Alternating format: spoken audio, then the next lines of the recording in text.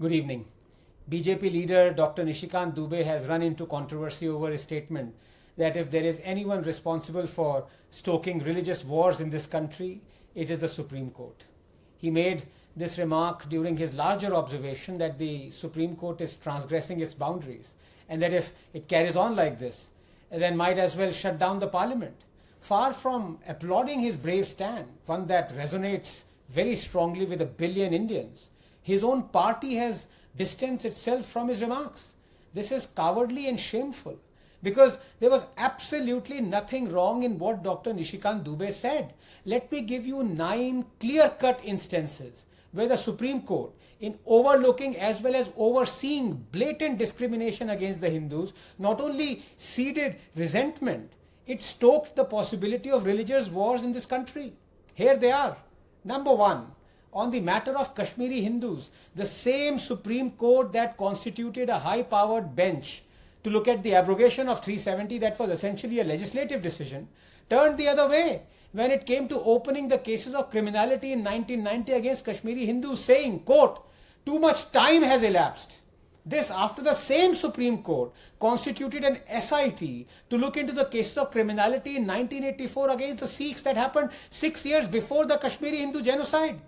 Their homes were seized and demolished, their jobs were snatched, their temples were vandalized, they were threatened, raped, kidnapped, killed. They were ethnically cleansed. And the Supreme Court, it said we will not reopen these cases because too much time had elapsed. If this is not seeding resentment among the Hindus and stoking religious wars, what is? 2. On the matter of the Waqf Act. For 30 years, the Supreme Court never found illegal an act that gave Muslims the power to claim any property as their own, that allowed them to annex any land housing a functional mosque. But today, it sits to adjudicate whether a version that curtails these draconian excesses is illegal or not, and opined moving waqf by user would be an issue. For 30 years, the Supreme Court never found unsecular an act that gave Muslims the power to use thousands of crores of taxpayers' money to conduct survey of religious property.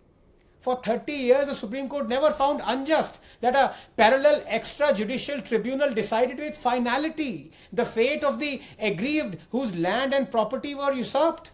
But today, it sits to adjudicate whether a version that curtails these draconian excesses is illegal or not. Did the Supreme Court ever wonder what if the tables were turned? Because the truth is, every mosque in India is built on Sanatan land, including Jama Masjid. What if a Hindu board, armed through the Waqf equivalent Sanatan Act, laid claim to Jama Masjid? How would Muslims have felt if they had to first plead their case in front of a Sanatan tribunal rather than a court?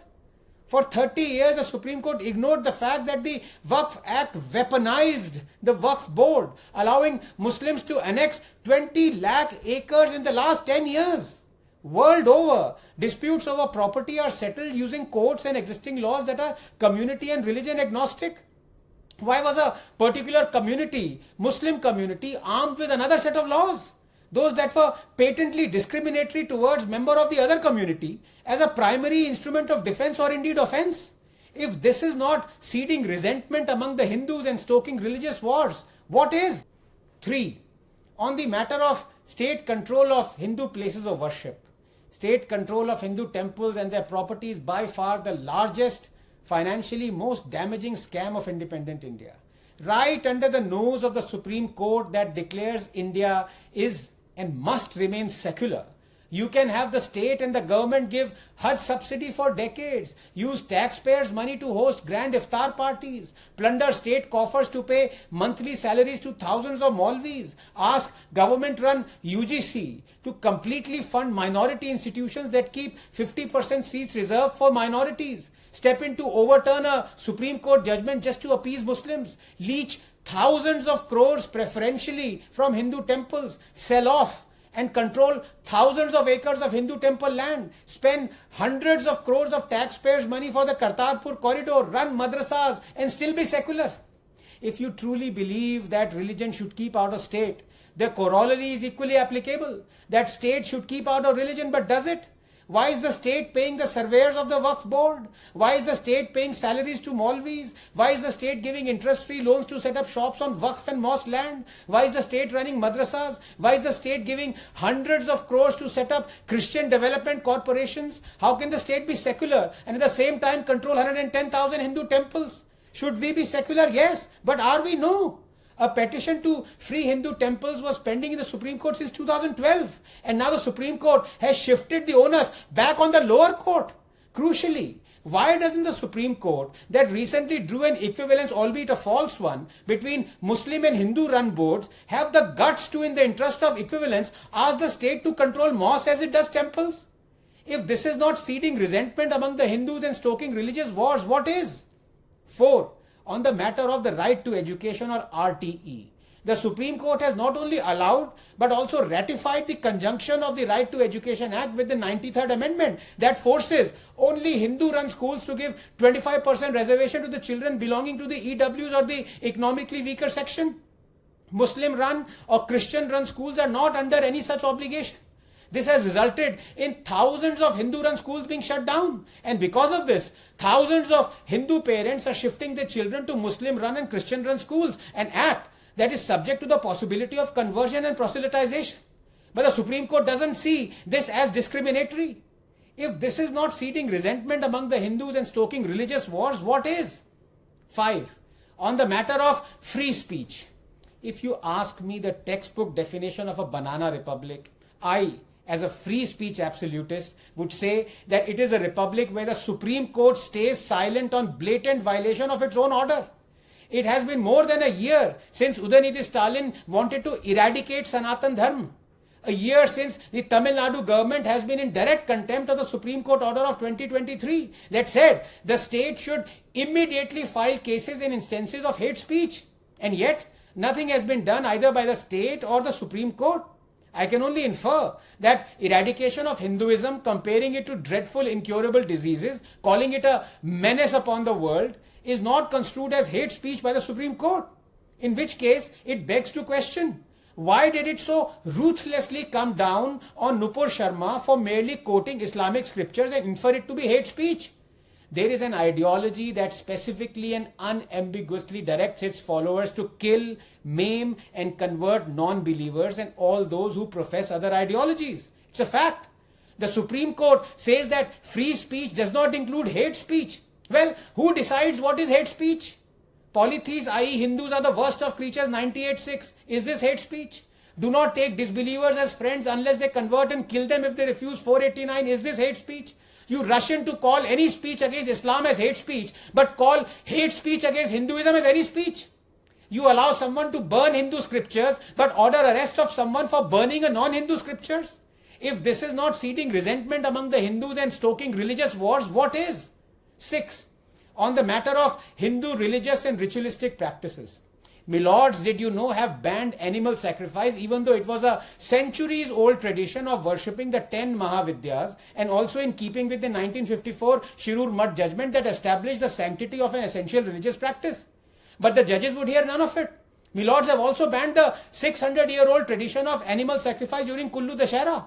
The question to be asked is, why should only the Hindu be prevented from conducting rituals? If the state is against animal sacrifice, and laudably so, then shouldn't it be against all animal sacrifices conducted in the name of religion? But is that the case? Do the judges have guts to ban halal, the ritual slaughter wherein the incision must be deep, that it cuts the carotid artery and the trachea? The blood must be drained completely, this while the animal is still alive. The head of the animal must be aligned to the Kaaba, and it is essential that Bismillah Rahman Rahim be uttered. Furthermore, only a Muslim can perform the slaughter. So according to the judges, this isn't a ritual. Now, the human pyramid height during Janmashtami has also been capped by my lords to 20 feet. Anything above would inflict harm to humans, say them. I want to ask them, during Muharram, thousands of Muslims openly inflict serious bodily harm to themselves and to others, with whips laced with steel claws that stab deep into the devotee's flesh. Is that not inflicting harms? But do our milords have the guts to ban this ritual during Muharram? It is the same with banning crackers during Diwali, but allowing millions of tons of stubble to be burned during the same month, or millions of trees to be cut during Christmas, or allowing fireworks during the New Year celebrations, because apparently only Diwali is increasing the carbon footprint and contributing to pollution. The rest are purifying the environment. If this is not seeding resentment among the Hindus and stoking religious wars, what is? 7. Places of Worship Act. In 2019, did you know, the virtue signaling Supreme Court in its Ayodhya judgment willfully ratified the Places of Worship Act 1991 that obligates maintaining all religious places as they were on August 15, 1947. Thousands of historical injustices can now never be addressed unless Parliament overrides both the 1991 Act and the Supreme Court judgment. Now, in a just world, this wouldn't have happened. A legal recourse to correct historical injustices cannot be denied in a democracy. Quote, no place of worship usurped or built upon another place of worship shall be allowed to be used as one unless its ownership is rightfully settled in a court of law, unquote. This, according to me, should be the real Places of Worship Act. As simple as that. Single sentence. But the existing Places of Worship Act blatantly discriminates against the wishes of a billion law-abiding Hindus. And it is only one exception, the Ram Temple. The one hallmark of justice is that it has to be applied universally. Because when one goes by logic, morality, first principles, objectivity, law, as science and law teach one to do, numbers do not matter. 4 or 40 or 40,000. How many criminal cases must you see before you say justice has to be done universally? 3, 4, 30,000, 40,000? Shouldn't each criminal case be applied universally and justice be meted out equally to everyone? Each and every cry of justice must be heard. But when one goes by fear, emotion, coercion, subjectivity, numbers matter. Well, it has been a very bitter medicine for the Hindus, I tell you. Our leaders feared the consecration of Somnath would herald Hindu revivalism, and the Supreme Court stayed silent. Our leaders gave away the most sacred Krishna Janmasthan fraudulently to the predatory Igda side, and the Supreme Court stayed silent. Our leaders promulgated the evil Places of Worship Act to deny us our legitimate right to reclaim our temples, and the Supreme Court stayed silent. If this is not seeding resentment among the Hindus and stoking religious wars, what is? 8. On the matter of the Sabrimala judgment. The simple question to be asked was it discrimination or perceived discrimination? Because the fact is there are many Hindu temples where the men are barred entry, and there are many Sabrimala temples where women are allowed entry. It is only in that particular Sabrimala temple that because of the vow of the deity to remain a brahmachari, menstruating women in a particular age bracket are not allowed entry. And as for menstruating women, it is forbidden for a menstruating woman to touch the Quran, recite a complete verse, enter a mosque, do salat, perform tawaf, fast, have sex, 56, 79, 2, 222 and Hadith Sharif. So are you now going to redact those verses? There is a fundamental contradiction between Articles 21 and 25 of our Constitution. If you allow one, you cannot follow the other. There are thousands of religious dictats that directly contradict Article 21, your right to life, dignity and liberty. If you are a true Catholic woman, you cannot be ordained as a priest. If you are a true Muslim woman, you cannot sing, dance, play sports, drink, fornicate, be a homosexual, wear what you want, or be an apostate.